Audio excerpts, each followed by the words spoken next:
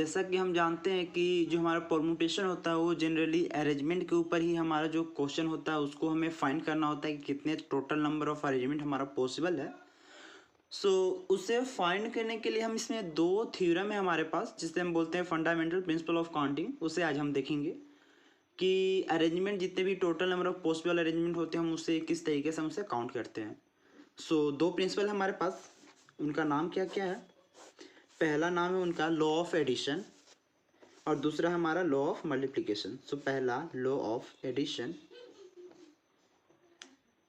और दूसरा है हमारे पास लॉ ऑफ मल्टीप्लिकेशन। ये बहुत ही इंपॉर्टेंट है क्योंकि इसी के बेस पर सारा हमारा क्वेश्चन सोल्व होगा एक्सरसाइज 7.1 एनसीईआरटी का। इसे हम ध्यान से देखेंगे।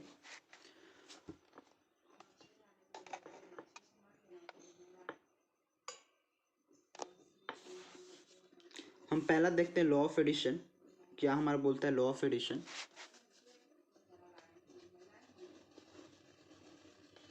लॉ ऑफ एडिशन हमारा बोलता है if one work can be perform या फिर डन बोल सकते हैं कि कोई भी एक हमारा जो वर्क है वो कितने तरीके से कर सकता है, एम तरीके से कर सकते हैं। Like if one work can be perform या फिर done in M ways. M क्या है, नंबर ऑफ वे है, कोई तरीका होगा 2, 3, 4 तरीके से कर सकते हो, उसी टाइप से कोई एक नंबर एम वे है। और इन एन कोई एक नंबर ही हमारा एन वेज कंप्लीटली। यहाँ जो वर्ड कंप्लीटली है बहुत ही इंपॉर्टेंट है, हम उसे देखेंगे। इसके बाद जब एक्सप्लेन करेंगे उससे कंप्लीटली का क्या है, इसका importance. Then the total work can be done in M plus N ways. ये क्या बोलता है कि हमारे पास किसी भी काम को करने के लिए अगर हमारे पास एम तरीका है और उसी काम को करने के लिए हम दूसरे एन तरीके से और भी कर सकते हैं, उस जितने भी वर्क है उसे हम एम प्लस एन तरीके से उसे कर सकते हैं। लाइक इसका हम एक सिंपल सा एग्जांपल लेते हैं कि अगर हम रांची, अगर कोई एक हम ले लेते हैं रांची सिटी, और रांची सिटी से हमें जाना हो अगर बोकारो। इसमें देखते हैं कि रांची से बोकारो जाने के पास हमारे पास कितने तरीके हैं, 10 तरीके हैं। ये हमारा एम का काम करेगा। ये 10 क्या है हमारे पास, ट्रेन है मान लेते हैं। और रांची से बोकारो जाने के लिए हमारे पास 8 बसेस हैं। लॉ ऑफ एडिशन बोलता है कि अगर हमारे रांची से अगर हमें बोकारो जाना हो, रांची से अगर 10 ट्रेन है और रांची से हमें बोकारो जाना हो उसके लिए 8 बसेस हैं, तो रांची से बोकारो हम 10 + 8 तरीके से जा सकते हैं। Total number of ways equal to हो जाएगा m + n। यहाँ m क्या है 10 और n क्या है हमारा 8। क्या हो जाएगा 10 + 8 18 वेज। मीन्स हम 18 तरीके से रांची से बोकारो जा सकते हैं। इसमें हम एक बात किए थे कम्प्लीटली का, इसका बहुत ही इंपॉर्टेंस है। कैसे कि इसमें जब हम रांची से बोकारो जाते हैं हम कम्प्लीटली चले जाते हैं रांची से बोकारो, बीच में कहीं हम होल्ट या फिर कहीं पर हम ब्रेक नहीं करते हैं किसी वर्क को। अगर हम किसी वर्क को कम्प्लीटली करते हैं उस कंडीशन में हम क्या करते हैं, लॉ ऑफ एडिशन का यूज हम करते हैं। और यही जो कम्प्लीटली वर्ड है इससे हम फाइंड करते हैं कि किस कंडीशन में या फिर किस प्रॉब्लम में हम लॉ ऑफ एडिशन यूज करेंगे और किस प्रॉब्लम में हम लॉ ऑफ मल्टीप्लिकेशन का यूज करेंगे। एक बार हम फिर से इसे बताने की कोशिश करते हैं कि लॉ ऑफ एडिशन क्या होता है। लॉ ऑफ एडिशन होता है कि एक काम को अगर हमारा काम क्या है, रांची से हमें बोकारो जाना है। अगर किसी काम को एम तरीके से कर सकते हैं और उसी वर्क को दूसरे एन तरीके से कर सकते हैं, तो इस टोटल जो वर्क हुआ हमारा उसे हम m + n तरीके से कर सकते हैं। यही हमारा क्या हुआ, लॉ ऑफ एडिशन। और दूसरा हमारे पास क्या है, law of multiplication. Law of multiplication.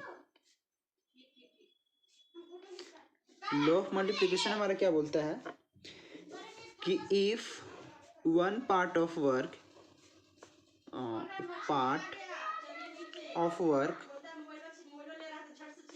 is performed in a small m ways when it is completed next work can be performed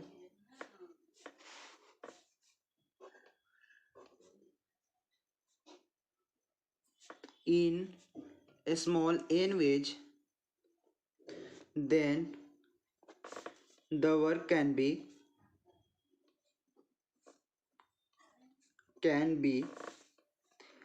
in m into n ways।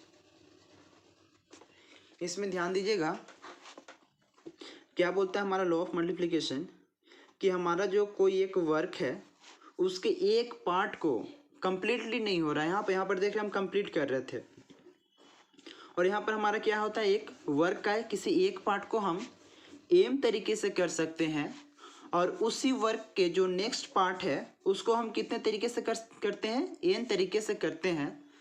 तो उस काम को करने के लिए हमारे पास कितने तरीके हैं या फिर कितने वेज हैं सो उसे हम फाइंड करते हैं एम इंटू एन वेज से।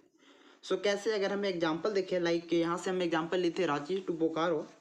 सो हम मान लेते हैं कि रांची टू बोकारो अगर हमें जाना है ये एक कंप्लीट वर्क है तो देखते हैं कि अगर हम बीच में कहीं रुक जाते हैं लाइक मूरी हम कहीं रुक जाते हैं ठीक है। सो ये क्या हुआ हमारा पार्ट ऑफ वर्क हो गया मीन्स हमें रांची टू बोकारो जाना है बट हम क्या लेते हैं मूरी से हम अपने जो रूट है उसे हम चेंज कर लेते हैं। लाइक अगर हम देखते हैं रांची से हमारे पास मूरी जाने का कितने वेज हैं मान लेते हैं यहाँ पर 10 ट्रेन से और मूरी से बोकारो जाने के कितने हैं 8 ट्रेन से। सो टोटल नंबर ऑफ कितने वेज है कि हम रांची से बोकारो जा सकते हैं। सो ये लॉ ऑफ मल्टीप्लिकेशन बताता है कि हमारे पास एम इक्वल टू हमारा क्या है 10 एन इक्वल टू हमारे यहाँ क्या है 8। So total number of ways क्या हो जाएगा एम क्रॉस एन या फिर M into N equal to 10 into 8 कितना हो जाएगा 80 वेज हमारे पास होंगे। सो देखते हैं हमारे पास 80 वेज आखिर आया कैसे। सो हम पहले थे रांची में थे हम लोग उसके बाद गए मूरी उसके बाद कहाँ गए हम लोग बोकारो। इसमें एक बात और ध्यान से देखिए कि जैसे हम लोग किए थे लॉ ऑफ एडिशन में कि जो हमारा जो वर्क था वो कम्प्लीटली एक ही बार में डन हो जा रहा था लेकिन लॉ ऑफ मल्टीप्लिकेशन में क्या है हमारा जो एक वर्क है लाइक हमें रांची टू बोकारो जाना है तो पार्ट बाय पार्ट हमें डिवाइडेड हो जाता है। सो रांची से हमें मूरी जाने के लिए कितने हैं 10 ट्रेन से और मूरी से बोकारो जाने के लिए 8 ट्रेन से। तो हमारे पास आखिर कितने तरीके हैं या फिर कितने रूट हैं हमारे पास रांची से बोकारो जाने के।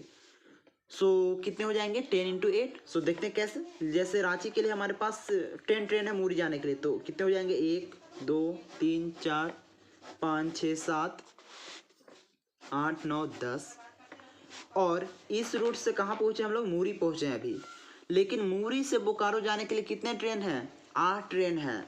सो यहाँ से क्या कर सकते हैं हम यहाँ से इस ट्रेन से गए ए से मान लेते हैं ये जो रूट है उसका नाम ए है रूट ए से गए हैं और यहाँ से हम 8 डिफरेंट ट्रेन ले सकते हैं मीन्स पहला दूसरा तीसरा चौथा पाँचवा छठा सातवां आठवां 8 ट्रेन हम यहाँ से ले सकते हैं। सो ये क्या होगा एक डिफरेंट रूट बन जा रहा है हमारा हर कंडीशन में लाइक यहाँ से ए से गए इससे गए तो एक रूट बन गया फिर यहाँ से गए फिर दूसरा रूट ले लिए क्योंकि यहाँ तो 8 ट्रेन अवेलेबल है हमारे पास। सो यहाँ से अगर गए तो 1 ट्रेन मतलब वन वे हो गया हमारा यहाँ से गए तो 2 3 4 5 6 7 अप टू 8 यहाँ से रूट है। तो एक जो हमारे रांची से मूरी जाने का एक जो रास्ता है उससे 8 डिफरेंट रूट निकल रहे हैं।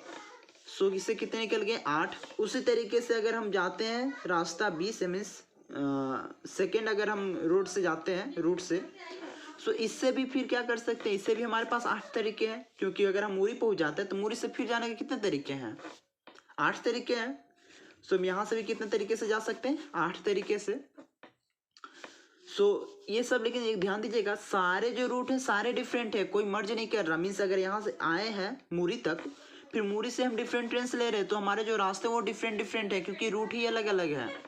उसी तरीके से अगर हम बी रास्ते को चुनते हैं रूट को, तो इससे भी हमारे पास कितने आते हैं, 8 रूट आते हैं, वो भी सारे डिफरेंट ही हैं। सो यहाँ से कितने आ गए, 8 आ गए। उसी तरीके से ये कितने हैं रूट हमारे पास, 10 रूट हैं, तो 10 से कितने आएंगे, सारे में 8 आ रहे हैं, मीन्स यहाँ से 10 आ गया और सारे में 8 आ रहे हैं, तो 10 इंटू कितने हो जाएंगे, 8, मीन्स 80 वे हो जाएंगे हमारे पास, या फिर 80 रूट हो जाएंगे। वो भी कितने होंगे, 80 डिफरेंट रूट होंगे हमारे पास। कोई भी हमारे पास ऐसा नहीं है कि कोई भी रूट है वो मर्ज कर रहा है या फिर दोनों सेम हो। सो ये हमारा क्या हो गया, लॉ ऑफ मल्टीप्लिकेशन। सो ध्यान दीजिएगा, इसमें लॉ ऑफ एडिशन और लॉ ऑफ मल्टीप्लिकेशन बहुत ही इंपॉर्टेंट है। और दूसरी बात यह है कि लॉ ऑफ एडिशन में जो हमारा जो वर्क होता है वो कंप्लीट वर्क होता है, लेकिन लॉ ऑफ मल्टीप्लिकेशन में जो हमारा जो वर्क होता है वो बाई पार्ट में होता है। लाइक कहीं से हमारा ब्रेक हो जाएगा, या फिर उसी किसी एक काम को 2 या 2 से अधिक तरीके से हम कर सकते हैं। जैसे यहाँ से हम रांची से मूरी गए, मूरी से बोकारो गए, हो सकता है हम मूरी से फिर कहीं दूसरी जगह गोमो चले गए, उसके बाद हम बोकारो गए। सो ये हमारे जो होता है वो ब्रेक हुआ रहता है, मतलब लॉ ऑफ मल्टीप्लिकेशन में। सो पहचानने का यही तरीका है कि हम किस में लॉ ऑफ एडिशन लगाएं और किस प्रॉब्लम में हम लॉ ऑफ मल्टीप्लिकेशन लगाएं। सो इसके आधार पर हम क्या कर सकते हैं, एक्सरसाइज हम 7.1 को फुल्ली कंप्लीट सॉल्व कर सकते हैं। सो नेक्स्ट वीडियो में हम लोग मिलेंगे, जिसमें हम लोग एक्सरसाइज 7.1 को कंप्लीट करेंगे। So thank you.